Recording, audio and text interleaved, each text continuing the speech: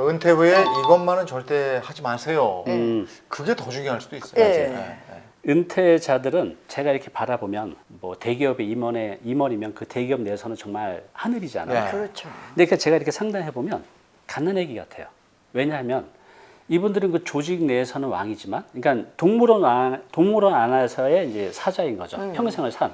근데 은퇴 시점에 밀림으로 오는 거예요. 야생으로. 그럼 아무리 사자를 할지라도 밖에서는 각종 야생 동물도 있고 독충도 있고 사람도 있고 덫도 있고 그런 거에 다 걸려드는 겁니다. 그래서 이 밖에 나오면 저도 그랬었지만 네. 나의 돈을 노리는 순수한 나를 노리는 사람들이 너무나 많아요. 그냥 귀신같이 냄새를 맡고 달려드는 거죠. 그러니까 그게요. 그 군에서 네. 진짜 쫙 한마디면 차렷 장군님들이 네.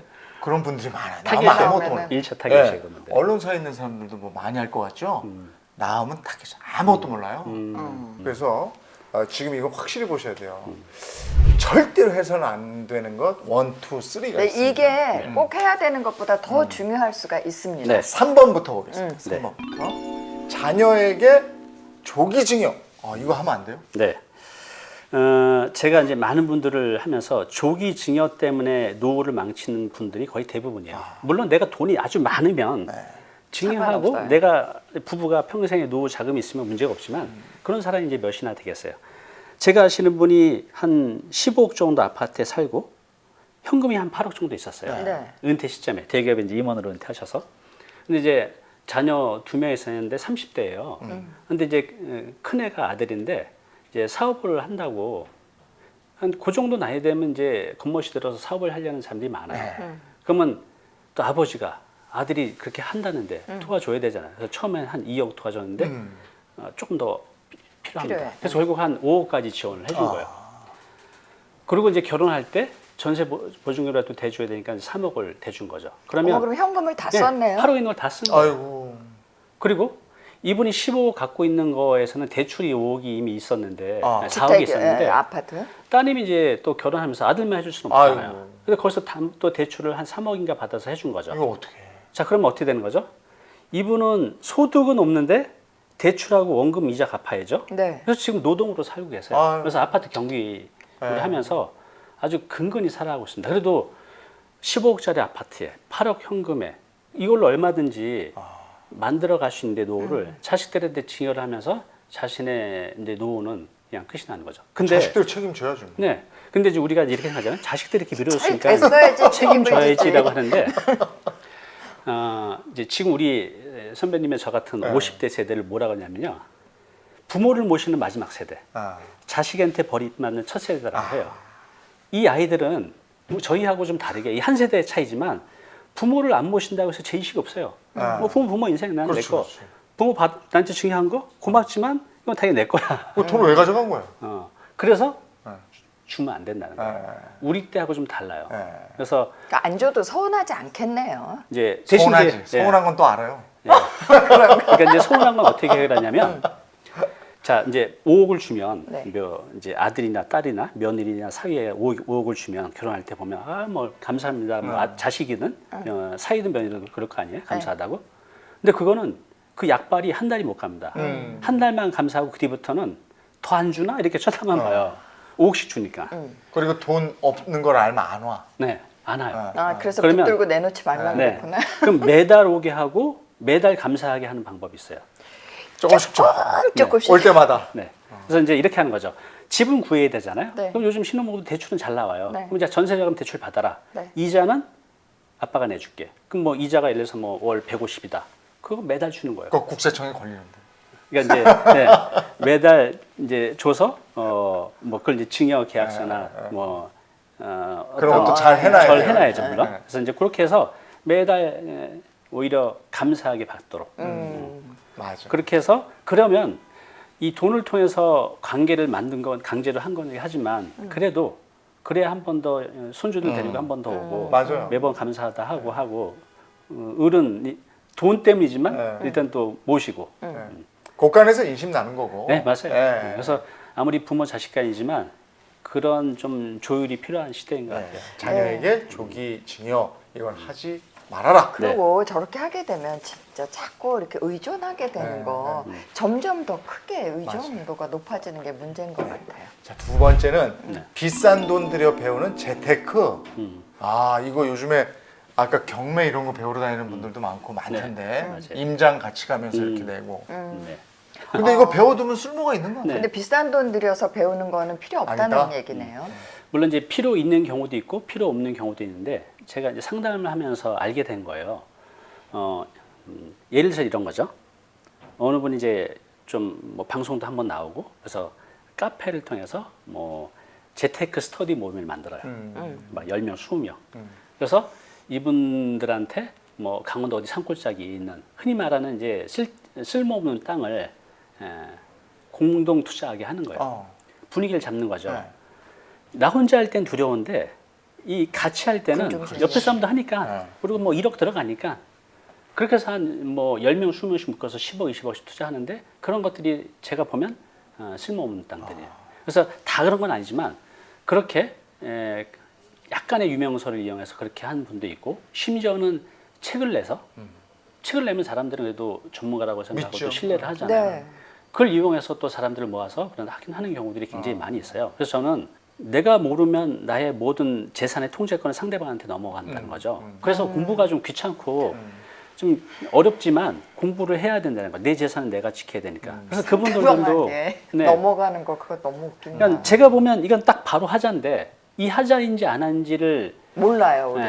하는데 그러니까 그거 모르는데 그거를 공부하는 데는 뭐 사람마다 다르고 배경식에 따라 다르지만 한 1개월에서 6개월 정도면 그 정도는 확인이 가능해요. 만약 그분이 모른다고 하면 자신이 모른다면 좀 신뢰할 수 있는 전문가한테 최소한 확인을 해야 되는데 항상 일 일 저지르고 저지를 때는 절대 의논 안 해요. 네. 다 끝나고 나서 어떡하지 이거. 그렇죠.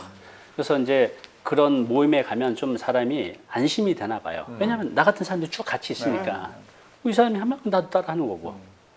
그래서 그런 또 심리를 이용하는 것 같아요. 그래서 절대로 뭐 그런 모임에 나가서 투자를 유도하는 거에 대해서는 이제 한번 색안경을 이렇게 보자라고 좀 말씀드렸습니다. 그런 의미의 비싼 돈 들여 네. 배우는 재테크 이거 삼가해야 된다. 자, 첫 번째 준비 없는 창업, 돈 쓰는 창업. 아, 이거는 아무 준비 없이 창업을 떡 벌려놓고 망할 수밖에 없다 예, 이거죠. 퇴직금 가지고 창업했다가 예, 치킨집들 왜 이렇게 많이 하는지. 예, 들어먹는 경우 네. 그동안 정말 수없이 들었는데. 네. 우리 세대는 그런 얘기했어요. 아, 할 거 없으면 먹는 장사는 하지. 네. 왜냐하면 우리 부모 세대만 해도 먹는 장사는 그렇게 크게 안 망했어요. 열심히만 하면. 네. 근데 요즘은 가장 잘 망하는 게 맞아요. 외식 업종이에요. 너무 많아. 네. 또.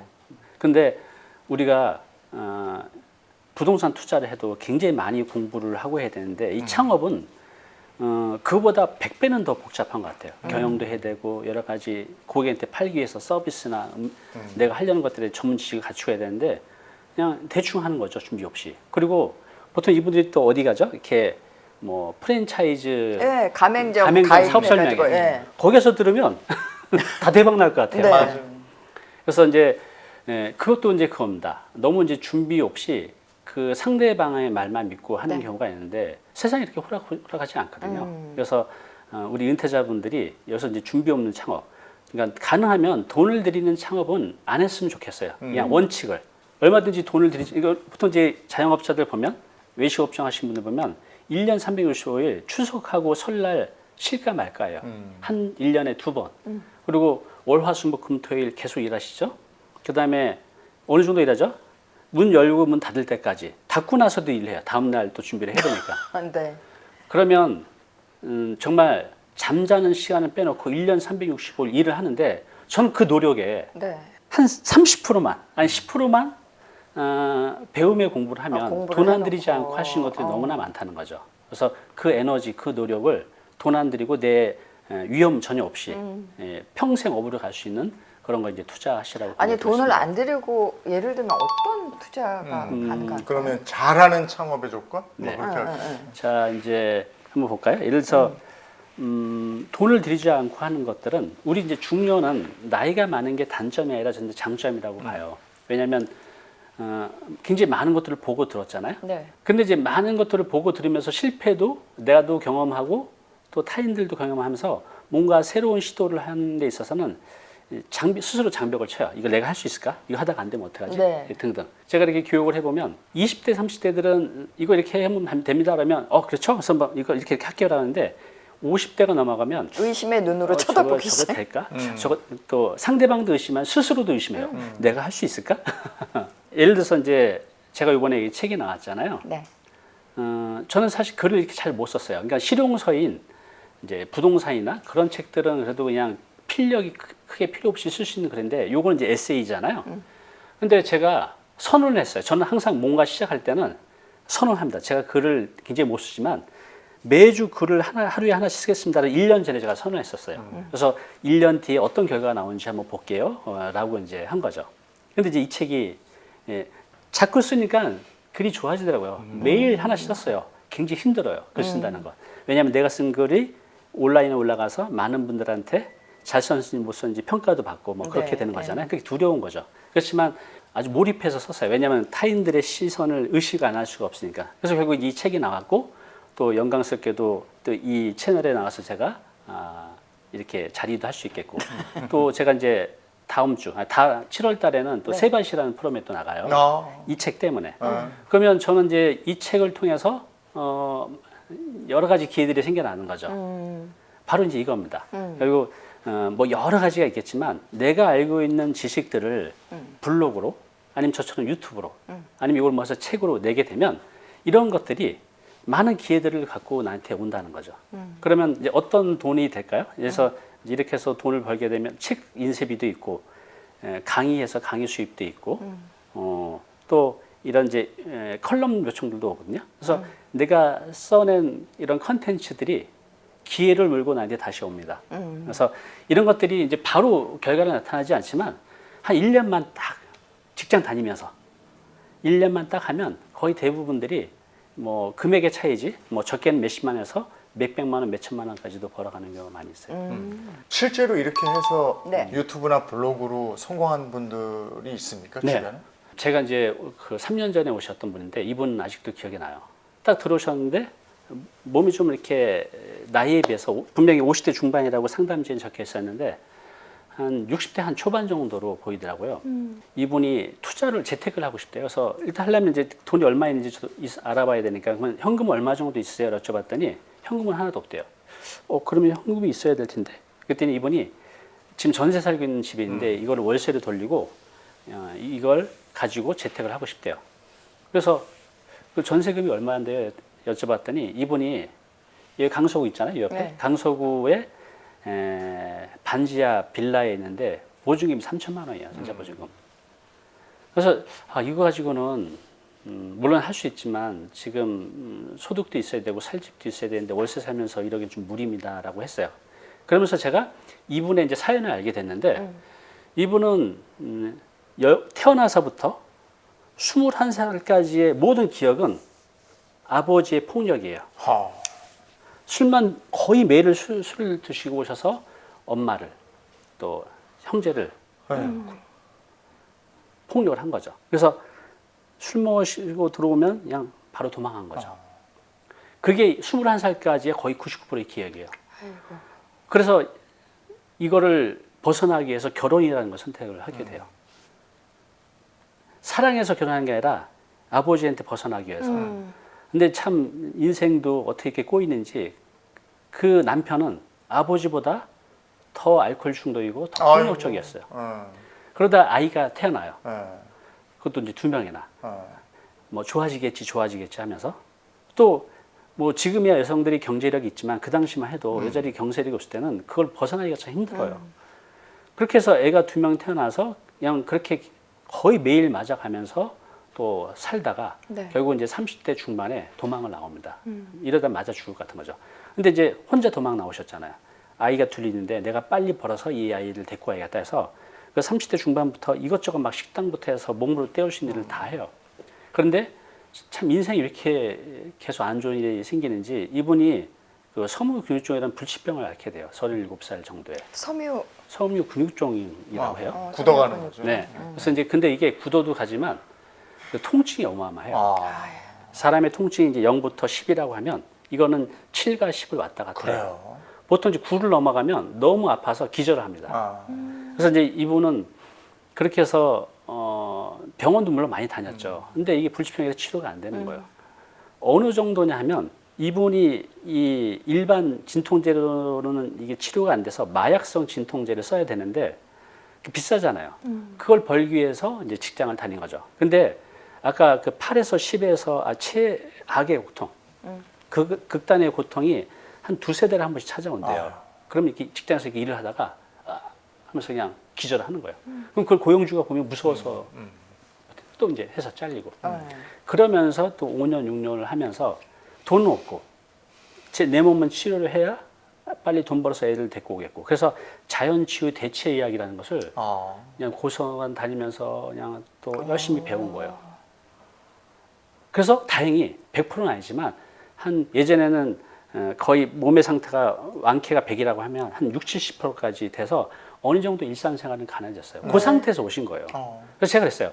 아니 그러면 그렇게 대체의학 자연치유를 많이 공부하셨으면 이런 것들을 알고 싶은 분들이 굉장히 많을 텐데 이걸 한번 저처럼 유튜브로 해보시면 어때요? 라고 했어요.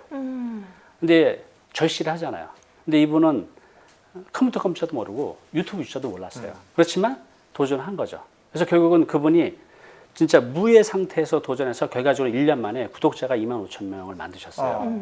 그래서 1년 뒤에 연락이 왔는데 월세 광고 수입 한 250에서 한 280이 이제 나오기 시작한다는 거예요. 이제 점점 더 늘 거 아니에요. 바로 그겁니다. 그분도 뭐죠?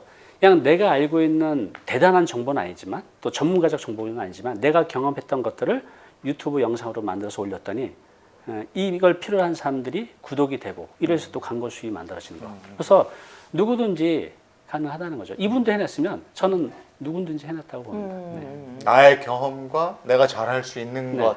근데 그거를 본인은 잘 못 찾으니까 네. 다른 사람이 야 너 그거 잘하잖아 라고 얘기해주는 네. 그걸 하면 된다는 거예요. 그렇죠. 네. 아. 그래서 이제 이런 것 같아요. 우리가 적어도 50 이후에는 돈 버는 거 물론 중요하지만 직장인들 보면 일요일 저녁이 가장 싫다고 해요. 월요일 날 나가야 출근해야 되니까. 지옥 같은 거죠. 근데 내가 좋아하는 일을 하면 오히려 월요일이 기다려질 거라는 거죠. 그럼요. 그죠? 그런 일을 한 거죠. 그래서 내 취미가 돈이 되는. 예를 들어서 나는 취미가 독서야라고 하면 오늘 이제부터는 책을 수동적으로 읽는 게 아니라 내가 오늘 읽은 걸 내일 유튜브에 올리는 거죠.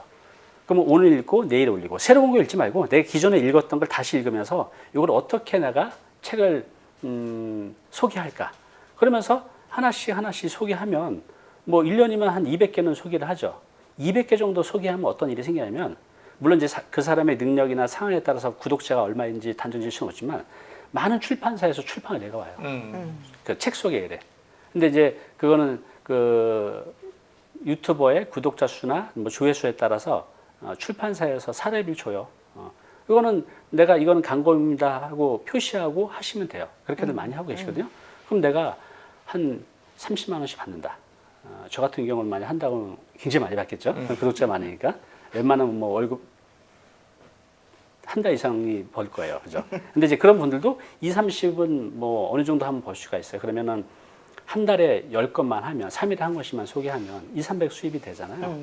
이제 바로 그럽니다. 그러면 내가 아주 좋아하는 책을 읽어서 소개를 하고 또 그게 또 수입이 되고 또 이걸 보신 분들은 어떤 그 타인들에게 삶의 긍정적인 영향을 또 전파하고 얼마나 좋아요. 그죠? 돈 벌고 좋은 일하고 평생의 업을 갖고 분명한 건 구독자는 계속 늘어갈 거 아니에요. 사업은 잘 될 때도 있고 안 될 때도 있지만 이거는 구독자가 계속 늘어가기 때문에 시간이 가면 갈수록 내 힘은 더 세진다는 거죠. 힘이 세진다는 것은 수입도 더 많아지고 더 많은 영향력을 펼쳐갈 수 있다는 거죠. 이게 막연하게 생각하는 분들도 많으실 텐데 뭐든지 한번 시작을 해서 근데 꾸준하게 하는 게 중요하죠. 맞아요. 이걸 꾸준히 해요. 그러니까 내가 유튜브를 한다든지 뭐 블로거가 된다든지 하면 내가 당장 시작해서 더 이상 아이템이 없는 거 말고 내가 계속 할 수 있는 거를 해야 된다는 전제에서 맞습니다. 아주 지금 핵심을 말씀하셨어요. 담임 선생님이 지금 얘기해 주신 이런 조언들이 담긴 게 바로 이 책이군요. 네, 맞습니다. 그냥 오는 돈은 없다. 네. 그럼 어떻게 옵니까? 뭐 사인을 보내고 와요? 이제 제가 저만큼 많은 사람들을 만난 분이 없을 것 같아요. 네. 돈에 관련된. 네. 왜냐하면 강연도 하죠, 세미나도 하죠. 정말 또 상담 많이 컨설팅도 해주시잖아요. 굉장히 많이 하죠. 그러니까 다양한 분들을 만나면서 저는 부자들도 많이 봤는데 행복한 부자들은 그렇게 많이 못 봤어요. 그래서 이제 이 책은 어떤 메시지를 전하고 있냐면 물론 이제 부자가 되는 방법인데 그 앞에 전제가 행복한 부자. 그래서 제가 아시는 분이 그 강남 논현동에서 대형 식당을 3개를 해요. 이분은 강원도에 올라서 22살부터 시작을 한 거예요. 식당 그릇 닦는 것부터. 지금 이제 65이거든요. 재산은 한 300억이 넘어요. 건물하고 그분이 말씀하신 게 그 정도니까 제가 보기 훨씬 더 많으실 것 같아요. 근데 우울증에 걸렸어요. 왜냐하면 아까 제가 했잖아요. 식당 하나만 해도 자기 시간이 없는데 3개를 운영하니까 너무 시간을 예. 쫓기시는군요. 그래서 이분은 내가 지금 200억, 300억은 벌었지만 그 200억, 300억을 벌기 위해 내 젊음, 내 꿈, 내 인간관계를 다 포기한 거예요. 너무 외로운 거예요. 자기를 이제 65세인데 여유도 있는데 이제 만날 사람도 없고 애들은 다 커서 나가고 아내도 나를 그렇게 혼자 여행 다니시고 우울증도 오고 부자가 되는 게 중요하지만 전제는 우리의 궁극적인 목적은 삶의 목적은 행복이기 때문에 네. 행복한 부자가 되는 방법. 그래서 이제 여기는 그런 메시지를 드립니다. 그냥 부자가 아니라 어떻게 하면 행복한 부자가 네. 될지에 대한. 부자도 중요하고 행복한 것도 중요한데 이 두 개가 함께 올 수 있는 네. 그런 얘기들이 담겨 있는데 우리 셀코 TV 구독자분들을 위해서 다니쌤이 이 책을 선물로 많이 준비하셨으니까 정말 필요한 분들에게 잘 전달이 되어서 도움이 됐으면 좋겠습니다. 오늘 저 방송 보시고 저희 그 들어오셔서 네. 이렇게 의견도 달아주시고 네, 그러면, 댓글 남겨주시면은 추첨을 통해서 다니쌤의 신간 그냥 오는 돈은 없다 보내드리겠으니까 여러분들 많은 참여 부탁드립니다. 그리고 좋아요, 구독 누르시는 것도 잊지 말아주세요. 네, 오늘 다인쌤 이일상 대표와 함께했습니다. 고맙습니다. 감사합니다. 감사합니다.